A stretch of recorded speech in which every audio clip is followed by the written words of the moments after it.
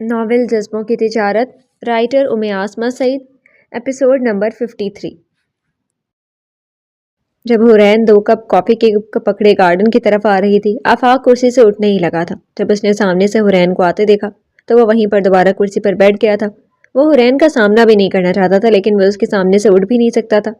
یہ کافی آپ کے لیے۔ حورین نے کافی کا کپ آفاق کے سامنے کیا اور آفاق نے ہلکی سے مسکراہٹ پکڑتے ہوئے دوبارہ کرسی کی پشت سے ٹیک لگا لی تھی، اور حورین بھی وہیں کرسی پر بیٹھ گئی تھی۔ اسے سمجھ نہیں آ رہی تھی کہ وہ آفاق سے کیا بات کرے۔ اس ساری صورتحال میں وہ خود بہت گھبرائی ہوئی تھی۔ آپ کچھ پریشان لگ رہی ہیں؟ آخرکار آفاق نے خاموشی توڑتے ہوئے بات شروع کی تھی۔ نہیں، بس ایسے ہی۔ وہ جو سب کچھ ہوا، مجھے کچھ سمجھ نہیں آ رہی تھی کہ مجھے کیا کرنا چاہیے۔ پہلے کریم بھائی کی امی کا ملنا، اور پھر اریبہ آپی کی وفات، اور اب حارب بھائی کا سب کچھ پتہ چلنا۔ مجھے سمجھ نہیں آ رہا کہ میں کیا کہوں یا میں کیا کروں۔ حورین نے نہایت ہی معصومیت سے اپنے ہونٹوں کو سکیڑتے ہوئے آنکھوں میں نمی لاتے ہوئے کہا۔ وہیں پر آفاق کے چہرے پر مسکراہٹ آ گئی تھی۔ آپ کو کس نے کہا کہ آپ کو کچھ کرنا چاہیے؟ حورین جو کنفیوز سی بیٹھی ہوئی تھی، اس نے فوراً چونک کر آفاق کی طرف دیکھا۔ کیا مطلب آپ کا؟ میں اس گھر کی بیٹی ہوں تو کیا میں کچھ کر نہیں سکتی؟ حورین کی بات پر آفاق جو اپنی مسکراہٹ دبائے بیٹھا تھا، بے اختیار ہنسی اس کے چہرے پر آئی تھی، اور حورین آفاق کے چہرے پر کی ہنسی دیکھ کر جھیپ سی گئی۔ تو اس کا مطلب ہے کہ آپ مسز ثاقب سلطان کے پاس جائیں گے اور آپ انہیں کہیں گے، بتائیں مسز ثاقب سلطان، آپ نے ایسا کیوں کیا؟ یا آپ جائیں گے اور حارب کا گریبان پکڑ کے اپنے سو کالڈ بھائی سے پوچھیں گے، حارب بھائی آپ نے اپنی بیویوں کو کیوں مارا؟ یا پھر آپ اپنے ڈیڈ سے پوچھیں گی، ڈیڈ آپ نے کیوں کیا ایسا؟ یا آپ کے پاس کوئی ہیری پوٹر کی چھڑی ہے جو آپ گھمائیں گے اور ساری صورتحال ٹھیک ہو جائے گی؟ کیا آپ ایسا کر سکتی ہیں؟ آفاق کی تن سے بھری بات کو سنتے ہوئے حورین جو گھبرائی ہوئی تھی، ایک دم سے اس کے چہرے پر غصے کی لالی آ گئی تھی۔ اس نے آنکھوں کو سکیڑتے ہوئے آفاق کی طرف دیکھا تھا۔ آپ میرا مذاق اڑا رہے ہیں؟ میں اور آپ کا مذاق؟ میرے میں اتنی ہمت ہے کہ میں آپ کا مذاق اڑاؤں؟ میں تو بس آپ کو سمجھانے کی کوشش کر رہا ہوں کہ آپ یہ ساری صورتحال کو ٹھیک نہیں کر سکتے، اس لیے آپ بے فکر رہیں، اپنے چھوٹے سے دماغ پر زور نہ ڈالیں۔ ابھی آپ کے بڑے بھائی ہیں نا کریم، اور سب سے بڑی بات میں ہوں نا۔ جب میں یہاں پر ہوں تو آپ کو اتنی پریشانی لینے کی کیا ضرورت ہے؟ آفاق کی بات پر حورین نے اپنے ہاتھ میں پکڑا ہوا کپ ٹیبل پر رکھا تھا۔ میرا دماغ چھوٹا نہیں ہے، سمجھے آپ؟ اور آپ یہ کیا مجھے چھوٹی چھوٹی کہتے رہتے ہیں؟ اتنی بھی چھوٹی نہیں ہوں میں۔ حورین کی باقی کی باتیں کہاں چلی گئی تھی؟ وہ تو چھوٹی کے لفظ پر ہی تب گئی تھی۔ وہ اکثر آفاق کے منہ سے ہی سنتی تھی کہ تم بہت چھوٹی ہو، تم ابھی ذمہ داری نہیں لے سکتی، تم چھوٹی ہو، تم گر جاؤ گی۔ اس نے اپنی منگنی کے بعد بھی بہت دفعہ آفاق کے منہ سے تنزیلہ بیگم سے بات کرتے سنا تھا کہ وہ بھی چھوٹی ہے، اسے نہ ڈانٹیں، وہ بھی چھوٹی ہے، اسے یہ کام مت کروائیں۔ حورین کو اس چھوٹے لفظ سے الرجی ہو گئی تھی۔ تو آپ چھوٹی ہیں تو میں آپ کو چھوٹی کہوں گا نا، اور ویسے بھی آپ چاہے جتنی مرضی بڑی ہو جائیں، لیکن میری نظر میں تو آپ چھوٹی ہی رہیں گی، کیونکہ میں نے اس چھوٹی سی گڑیا کو ہی تو پسند کیا ہے۔ میں نہیں چاہتا کہ یہ میری چھوٹی سی گڑیا وہ بڑی ہو جائے اور پھر بڑی ہو کر بڑے بڑے کارنامے انجام دے جس کو بھی میں بھی نہ سنبھال سکوں۔ اس لیے آپ چھوٹی رہیں تو وہی میرے لیے بہتر ہے۔ آفاق کی بات کو سن کر حورین کے چہرے کی غصے کی سرخی اب شرم و حیا سے مزید بڑھ گئی تھی۔ آپ بہت برے، مجھے آپ سے بات ہی نہیں کرنی۔ حورین فوراً وہاں سے ٹیبل سے کپ پکڑتے ہوئے اٹھی تھی اور تیز قدم اٹھاتی ہوئی وہاں سے چلی گئی تھی۔ آفاق جانتا تھا کہ حورین کو کیسے یہاں سے بھگانے اور اس کے دماغ کو کیسے فریش کرنا، اور وہ کر چکا تھا۔ اور اب اسے جا کر حارب کے کمرے سے ڈی این اے کے ری سیمپل لینے تھے، اور اب وہ کافی کے گھونٹ بھر کر ٹھنڈی ہوا میں پرسکون تھا۔ نگین بیگم جب سے سنجرانی ہاؤس سے واپس آئی تھی، پریشانی سے اس کا برا حال تھا۔ اسے سمجھ نہیں آ رہی تھی کہ وہ یہ کیسے بھول گئی تھی کہ امسل بھی اس آفس میں 3 سال سے کام کرتی رہی تھی۔ کہیں اسے کچھ شک تو نہیں ہوا تھا؟ وہ بس حارب کا سر جان کے سامنے آنے سے ڈرتی تھی۔ وہ ابھی اس مہرے حارب کو آخری وقت میں استعمال کرنا چاہتی تھی۔ اس حقیقت کا پہلے کھلنا مطلب نگین بیگم کے ہاتھ سے سب کچھ کھو جانے کے مترادف تھا۔ ساری رات نگین بیگم نے اسے پریشانی میں گزاری تھی۔ پریشانی میں اس کو یہ بھی بھول گیا تھا کہ شہاب سلطان کے بارے میں زبیر سے پوچھ لے۔ صبح کا سورج جیسے ہی طلوع ہوا، 8 کا ٹائم تھا جب سلطان مینشن کے باہر ایک مرتبہ پھر پولیس کے سائرن کی آوازیں گونج رہی تھی، اور نگین بیگم جو ساری رات کی جاگی ہوئی تھی وہ صرف 2 گھنٹے سوئی تھی، اور اب اٹھ کر وہ شہاب کے آفس جانے کا ارادہ رکھتی تھی۔ پولیس سائرن کی آواز سن کر اس کے قدم وہیں پر رکے تھے، اور ایک بھاری نفری ایس ایچ او سمیت اندر داخل ہوئی تھی۔ ایس ایچ او صاحب سامنے کھڑے تھے، اور سامنے نگین بیگم تھی، اور ایس ایچ او صاحب کے چہرے پر مسکراہٹ تھی۔ لگتا ہے مسز ثاقب سلطان آپ کو ہم سے پیار بڑا ہے، اس لیے بار بار اپنا دیدار کروانے کے لیے آپ ہمیں گھر میں آنے کی زحمت دے ہی دیتی ہیں۔ ایس ایچ او صاحب بھی کہاں پیچھے رہنے والے تھے؟ وہ بھی پچھلی مرتبہ نگین بیگم کی ضمانت پر چھوٹ جانے کے بعد اب ان کے ہاتھ میں دوبارہ موقع آیا تھا۔ بکواس بند کرو اور بتاؤ یہاں کیوں آئے ہو، نگین بیگم نے غصے سے کہا، اور ایس ایچ او صاحب نے نگین بیگم کے وارنٹ کی رفتاری آگے کی، جسے پڑھ کر نگین بیگم کے چہرے پر ہلکی سے مسکراہٹ آئی تھی۔ تمہاری بھول ہے اور تمہاری خواہش یہ رہے گی کہ تم مجھے اپنے تھانے میں بند رکھو۔ نگین بیگم کی بات پر ایس ایچ او صاحب کا کہا بلند ہوا تھا۔ مسز ثاقب سلطان، اب یہ بات تو نہ کریں گے تو آنے والا وقت ہی بتائے گا کہ کون کس کو تھانے میں بند کر کے رکھتا ہے اور کون کس کو دل میں بند کر کے رکھتا ہے۔ ابھی تو ہم آپ کو لینے کے لیے آئے ہیں اور جب تک آپ پھر سے ضمانت نہیں کروا لیتی، یہاں پر کسی کو رحم نہیں آ رہا تھا، تب تک آپ جیل میں ہی رہیں گی۔ تو پلیز آپ اپنے یہ خوبصورت قدم آپ ہمارے تھانے میں رکھنا پسند کریں گی؟ ایس ایچ او صاحب کی بات پر نگین بیگم نے فوراً پاس پڑی ٹیبل پر موبائل اٹھایا تھا۔ نہیں مسز ثاقب سلطان، موبائل کو آپ ہاتھ بھی نہیں لگا سکتے، کیونکہ آپ کو پتہ ہے کہ جب وارنٹ گرفتاری جاری ہو جائے تو آپ اپنے گھر میں سے کسی ایک چیز کو بھی نہیں اٹھا سکتی۔ ہاں، آپ ہمارے ساتھ پولیس اسٹیشن چلیں، آپ کو وکیل کرنے کا پورا حق ہے، لیکن آپ کو ابھی چپ رہنے کا حق ہے۔ آپ جو کچھ بھی بولیں گی وہ آپ کے خلاف استعمال ہوگا۔ اس سے بہتر یہی ہے کہ آپ ہمارے ساتھ چلیں، کیونکہ اس بار آپ پر بہت سنگین الزامات ہیں۔ آپ تھانے چلیں ہمارے ساتھ، ہم آپ کی رام کہانی آپ کو ہی سنائیں گے۔ ایس ایچ او کی بات پر نگین بیگم کے موبائل پر ہاتھ رکا تھا اور اس نے بہت ہی غصے سے ایس ایچ او صاحب کی طرف دیکھا تھا اور اپنی ساڑی کا پلو پکڑتے ہوئے لیڈیز پولیس کانسٹیبل کے ساتھ چلتے ہوئے باہر کی طرف بڑھ گئی تھی۔ یہ دوسرا موقع تھا جب اسے اس طریقے سے سلطان مینشن سے پولیس کے ساتھ جانا پڑا تھا، اور یہ نگین بیگم کے لیے سب سے بڑی تذلیل تھی۔ کریم پولیس اسٹیشن پہنچ چکا تھا اور وہ بے تابی سے نگین بیگم کا انتظار کر رہا تھا۔ کچھ ہی دیر میں ایس ایچ او صاحب نگین بیگم کو تھانے لے آئے تھے، لیکن نگین بیگم جیسے ایس ایچ او کے کمرے میں آئی، سامنے کرسی پر بیٹھے کریم کی پشت دیکھ کر وہ پہچان گئی تھی، یہ کریم ہے۔ کمرے میں ایس ایچ او نے آتے بلند آواز میں سلام کیا۔ کریم نے گردن موڑ کر نگین بیگم کی طرف دیکھا، جس کی آنکھیں آگ برسا رہی تھی۔ کریم فوراً اپنی کرسی سے اٹھا تھا اور نگین بیگم کی طرف دیکھا۔ لگتا ہے تمہیں عقل نہیں آئی کریم، جو تم نے ایک بار پھر غلطی کر دی مجھے تھانے میں بند کرنے کی۔ تمہاری سوچ تم تک ہی محدود رہتی ہے کریم، تمہاری سوچ کبھی ان تھانوں سے اور ان کورٹ کچہریوں سے باہر نہیں نکلتی۔ تم نہیں جانتے یہ قانون اور یہ کورٹ کچہری میرے ہاتھ کی کٹ پتلیاں ہیں۔ میں جب چاہوں، جس وقت چاہوں، جس کو بھی موڑ سکتی ہوں، لیکن شاید تمہیں یہ بات سمجھ نہیں آتی، اس لیے پھر تم نے قانون کا سہارا لیا۔ جی میں سمجھ سکتا ہوں مسز ثاقب سلطان کہ آپ کے ہاتھوں کی کٹ پتلیاں ہیں، یہ قانون، یہ کورٹ کچہری اور حارب۔ آخر میں حارب کا نام سن کر نگین بیگم کے پاؤں تلے سے زمین کھسکی تھی، یعنی کہ سچ سامنے آ چکا تھا، لیکن اس نے خود کو مضبوط رکھتے ہوئے انجان بنتے ہوئے کریم کی طرف دیکھا۔ حارب؟ کیا مطلب حارب؟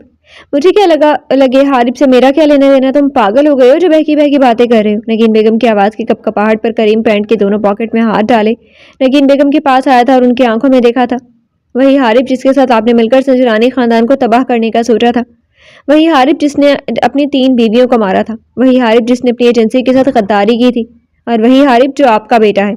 کریم کی بات پر نگین بیگم کے چہرے کا رنگ پھیکا پڑا تھا، یعنی تیر کمان سے نکل چکا تھا۔ ہر بازی نگین بیگم پر پلٹ چکی تھی اور اب پیچھے سے ہاتھ میں سوائے خسارے کے کچھ بھی نہیں بچا تھا۔ اس نے جیسے کریم کی طرف دیکھ کر بولنا چاہا، کمرے کا دروازہ کھلا اور مسٹر زبیر ہاتھ میں فائل پکڑے اندر آیا تھا۔ لو جی، آ گیا میڈم جی کا یہ پروانہ۔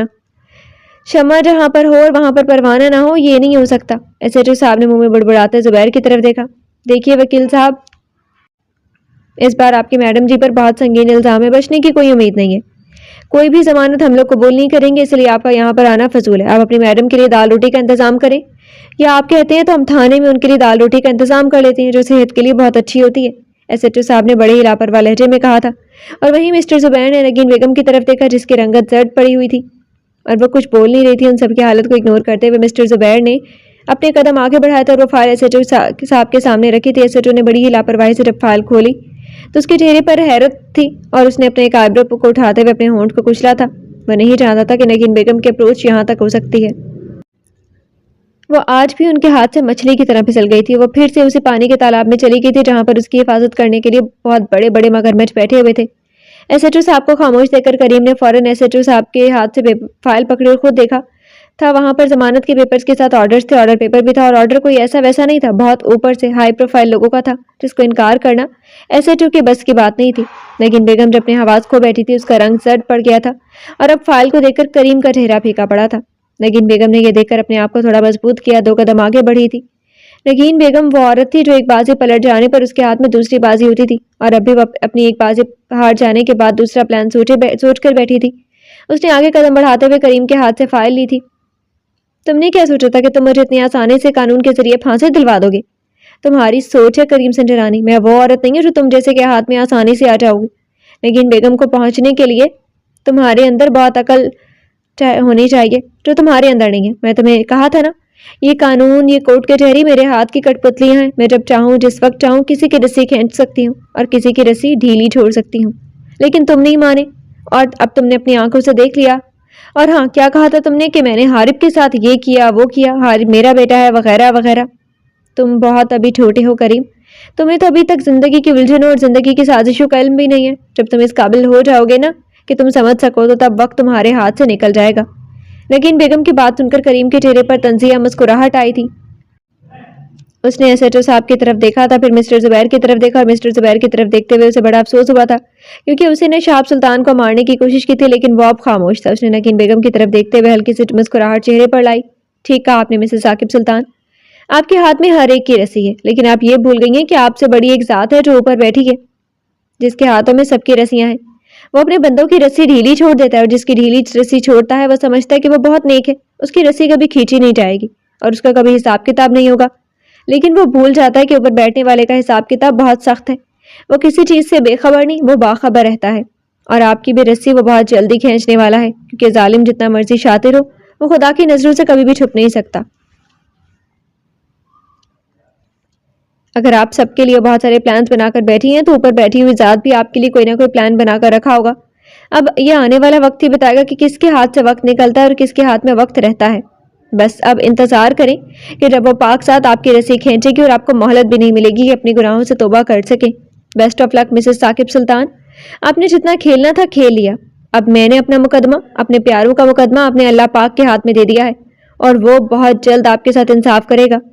کریم کا وہاں رکنا محال ہوا تھا. وہ یہ تو جان گیا تھا کہ نگین بیگم کو قانون کچھ کہہ نہیں سکتا. اسے امید نہیں تھی کہ ہمارے ملک کے ہی محافظ اور ہمارے ملک کے نگہبان ایک مجرم کا اس حد تک ساتھ دیں گے, اور اسے بچانے کے لیے کہاں کہاں سے اس کی سفارشیں آئی تھی. کریم کا دماغ الجھ گیا تھا. اس نے سنا تھا کہ پاکستان میں قانون نہیں ہے, لیکن اب اسے یقین ہو گیا تھا کہ واقعی پاکستان میں قانون نہیں ہے. کریم پولیس اسٹیشن سے سیدھا اپنے آفس کی طرف چلا گیا تھا. اس کا دماغ مکمل طور پر بند ہو گیا تھا. اسے یہ امید نہیں تھی کہ اتنے سارے ثبوت کے باوجود نگین بیگم قانون کے شکنجے سے بچ جائے گی. وہ ایسے ثبوت تھے کہ اگر کوئی بڑے سے بڑا آفیسر بھی ہوتا تو قانون لازمی سے کچھ مہینوں کے لیے تو سزا دیتی, لیکن نگین بیگم اتنی جلدی ایک ہی دن میں کیسے قانون کے شکنجے سے نکل جاتی ہیں اس کی سمجھ سے باہر تھا. اس نے آفس کے راستے پر آتے ہوئے اپنے لوگوں کو فون کیا تھا, لیکن ہر طرف سے مایوسی تھی. اس نے غصے سے اسٹیئرنگ پر ہاتھ مارا تھا. ریبا کے بینک لاکر سے جو ثبوت ملے تھے وہ بھی کام نہیں آئے تھے.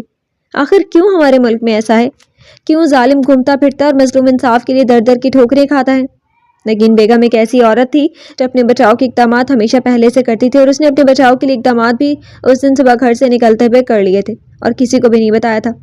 وہ ہمیشہ اپنا آپ پیش کر کے لوگوں کو بلیک میل کر کے اپنے کام نکلواتی تھی, اور اس صبح کو بھی وہ یہی کر چکی تھی. اپنے آپ کو بچانے کے لیے اس نے اپنا آپ ہی بیچ ڈالا تھا.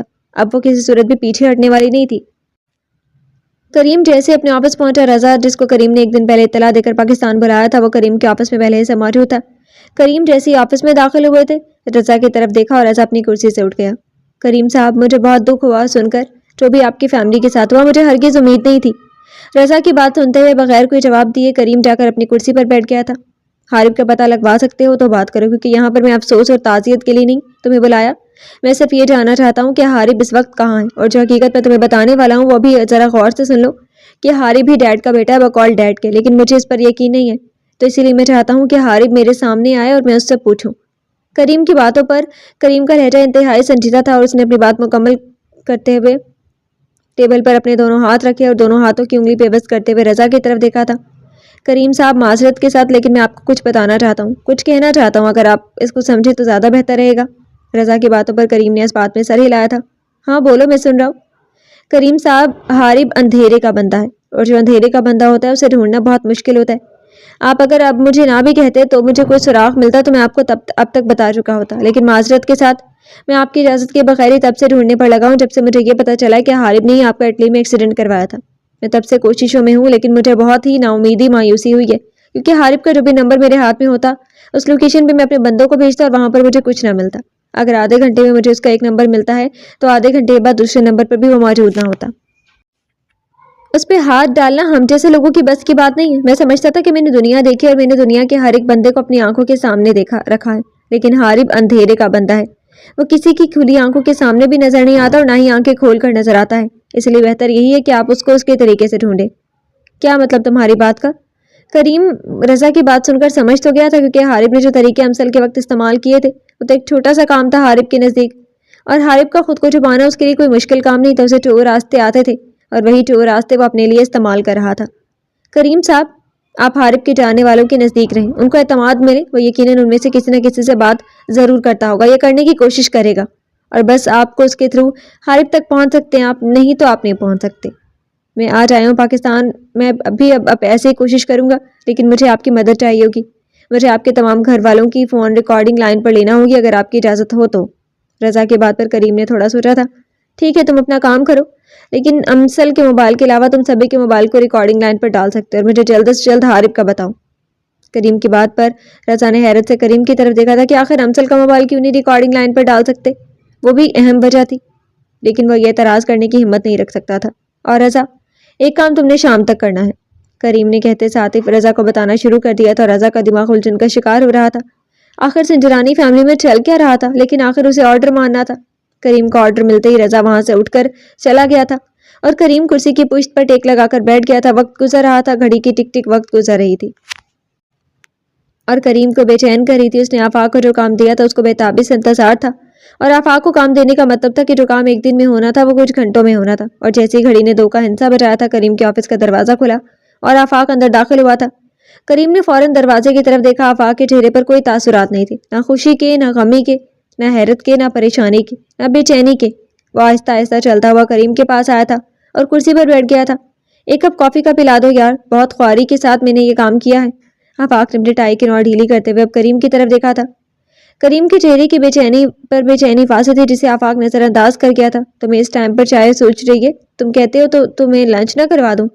میں جس پریشانی میں مبتلا ہوں, تمہیں پتہ کہ اب مسز ثاقب سلطان کی ضمانت ہو گئی ہے, اور ضمانت کیا, اسے اوپر سے آرڈرز آ گئے ہیں کہ دیے گئے ہیں کہ آئندہ کے بعد اس عورت کو کبھی بھی گرفتار نہ کیا جائے کسی بھی کیس میں, ورنہ پولیس کا عملہ اس کا ذمہ دار ہوگا.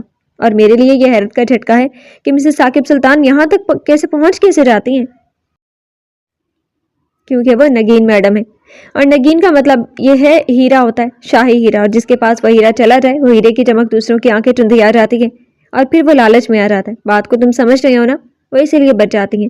آفاق کی بات پر کریم نے غصے سے اس کی طرف دیکھا تھا. وہ کوئی ہیرا نہیں ہے آفاق, میرے خیال میں تو وہ ایک ایسی عورت ہے جس کو عورت کہنا ہی عورت کی تذلیل ہے. خیر مجھے یہ بتاؤ کہ تم نے کام مکمل کیا یا نہیں. کریم کی بات پر آفاق نے گہرا سانس لیا, تو جسے ایک کپ کافی کا بھی نصیب نہیں ہوا تو اس نے کوٹ کی جیب سے وہ لفافہ نکالا تھا اور کریم کی طرف کیا. خدا جانتا ہے میں نے اس کو کھول کے نہیں دیکھا, اور نہ ہی میرے اندر اتنی ہمت ہے کہ میں مزید کوئی سچ برداشت کر سکوں. تمہارا سچ تمہیں مبارک ہو. اگر تمہیں کوئی سچ معلوم ہو بھی گیا تو پلیز مجھے مت بتانا. میں اپنے کیس کے سلسلے میں جا رہا ہوں, اور واپسی پر میں ہاسپٹل بھی جاؤں گا شہاب کا معلوم کرنے کے لیے, تو پھر شام میں گھر میں ملاقات ہوگی. اور ہاں, دوسری بات یہ کہ مجھے اب اپنے کام سے دور رکھو. مجھے اپنی زندگی بہت عزیز ہے. مسز ثاقب سلطان کو پولیس پکڑ نہیں سکتی, حارب ہمیں مل نہیں سکتا, اریبہ اس دنیا سے چلے گئی, احمد منصور صاحب اس دنیا سے چلے گئے. ہمارے ہاتھ میں کچھ بھی نہیں, ہم کچھ نہیں کر سکتے. ہم جتنے بڑے بزنس مین بن جائیں, ہمارے جتنے بڑے تعلقات ہو جائیں, لیکن جو کام نگین بیگم کر سکتی ہیں وہ ہم دونوں نہیں کر سکتے. سمجھ رہی ہو نا میری بات؟ اس لیے تم بھی اپنی زندگی کا سوچو اور مجھے بھی سوچنے دو. میں نے بھی بہت کچھ کرنا ہے. اتنی خوبصورت جوانی میں مجھے بیوہ ہونے کا کوئی شوق نہیں ہے. آفاق کی بات پر کریم جس کے ہاتھ میں لفافہ تھا جسے وہ غور سے دیکھ رہا تھا, ٹھونک کر آفاق کی طرف دیکھا. شرم کرو, بیوہ کیسے ہوگے تم؟ کریم نے جیسے کہا. آفاق نے اپنی گردن کو کھجایا تھا. میرا مطلب ہے کہ مرنے کا شوق نہیں ہے مجھے. اچھا میں چلتا ہوں, میری باتوں کو سیریس نہ لیا کرو. میں اب چلتا ہوں, شام کو ملاقات ہوگی. اور ہاں, میری بات یاد رکھنا کہ مجھے پیچھے سے فون مت کرنا. آفاق نے کریم کی بات سنے بغیر وہاں سے چلا گیا تھا, اور کریم دوبارہ سے کرسی کی پشت پر ٹیک لگا کے بیٹھ گیا تھا. اس کی ہمت ہی نہیں ہو رہی تھی کہ وہ پیکٹ کھولے اور اندر کی سچائی کو معلوم کرے, کیونکہ اگر اندر کی سچائی وہی سچ ہوا جو اس کے ڈیڈ نے بتایا تھا تو وہ تب بھی اس نے ٹوٹ جانا تھا, اور اگر وہ ہوا جو اس کا شک تھا وہ یقین میں بدل جاتا تو تب بھی اس کا مان ٹوٹ جانا تھا. آخرکار اس نے ہمت کر کے وہ لفافہ کھولا تھا. اس کے اندر ڈی این اے کی رپورٹس تھی جس کو پڑھتے پڑھتے کریم کا وجود سرد پڑ گیا تھا. اس کی آنکھوں کے آگے ایک پل کے لیے اندھیرا چھایا تھا, اور اس نے سر کو جھٹکتے ہوئے اپنی حالت کو ٹھیک کیا تھا. اس پیپر کو فوراً رکھ کر اس نے زور کا مکہ ٹیبل پر مارا تھا, اور اٹھ کر وہ کرسی کی پشت پر جا کر کھڑا ہو گیا تھا. دونوں ہاتھ پاکٹ میں ڈالے وہ اپنے آفس کی شیشے کی دیوار کے باہر چلتی پھرتی دنیا کو دیکھ رہا تھا. کہ باہر کی چلتی پھرتی دنیا کے سبھی لوگ اتنے بے اعتبار ہوتے ہیں, اتنے بے وفا ہوتے ہیں, اتنے چالاک ہوتے ہیں, اتنے خود غرض ہوتے ہیں کہ وہ اپنوں کے رشتوں کو پامال کرتے ہیں, اپنوں کی عزتوں کو پامال کرتے ہیں, اپنوں کے لیے چال چلتے ہیں. کیا ہر شخص ایسا ہے؟ کیا ہر شخص بے ایمان ہے؟ وہ انہیں سوچوں میں گم تھا. اس نے جو پڑھا تھا اس کے لیے یہ دھچکا کم نہیں تھا. اتنے سال اتنے بڑے دھوکے میں رکھنا, وہ بھی اس کے ڈیڈ کو, اس کے گھر والوں کو, وہ کبھی سوچ بھی نہیں سکتا تھا. آخرکار اس نے وہاں کھڑے کھڑے طے کر لیا تھا کہ اسے یہ سچ اپنے ڈیڈ کو بتانا ہی بتانا ہے, چاہے کچھ مرضی ہو جائے. کچھ پل گزرے تھے اور کریم نے واپس مڑ کر وہ رپورٹ اٹھائی اور اپنے آفس سے نکل گیا تھا. آفس سے گھر کا سفر اس نے کیسے طے کیا تھا یہ وہی جانتا تھا. گھر پہنچ کر اس نے سب سے پہلے سامنے بیٹھی امسل سے پوچھا تھا کہ ڈیڈ کدھر ہے. امسل بھی فوراً ہی کھڑی ہو گئی تھی. ڈیڈ اسٹڈی روم ہے, پلیز کریم, ان کی طبیعت ٹھیک نہیں ہے, آپ ان سے کچھ بات مت کرنا, صبح سے وہ بہت پریشان ہے, وہ آپ کا ہی پوچھ رہے تھے. امسل بولتے ہوئے کریم کے پیچھے جا رہی تھی اور کریم لمبے لمبے ڈگ بھرتا ہوا اسٹڈی روم کی طرف جا رہا تھا. تنزیلہ بیگم بھی اسی طرف جا رہی تھی, وہ بھی ان کے پیچھے چل دی. اب تینوں اسٹڈی روم میں تھے. جہانگیر سنگھ ڈرانی اپنی کرسی کی پشت پر ٹیک لگائے پریشانی کی حالت میں تھے جب کریم ایک دم سے اندر داخل ہوا تھا. جہانگیر سنگھ ڈرانی نے کریم کو اندر آتے دیکھا تھا. ان کے چہرے کے تاثرات نہیں بدلے تھے. ڈیڈ, میں نے آپ کو کچھ دکھانا ہے. کریم کی بات پر جہانگیر سنگھ ڈرانی نے پھر بھی کوئی تاثر نہیں دیا تھا. ڈیڈ, میں آپ سے بات کر رہا ہوں, میں نے آپ کو کچھ دکھانا ہے جو آپ کے لیے جانا بہت ضروری ہے. کریم نے اپنے ایک ایک لفظ پر زور دیتے ہوئے کہا تھا. تم یہی بتانا چاہتے ہو نا کریم کہ حارب میرا بیٹا نہیں ہے اور تم نے اس کا ڈی این اے کروایا ہے, اور ڈی این اے رپورٹ میں یہی آیا کہ حارب میرا بیٹا نہیں ہے, سنجرانی خاندان کا خون ہے. سنجرانی خاندان کا خون نہیں ہے.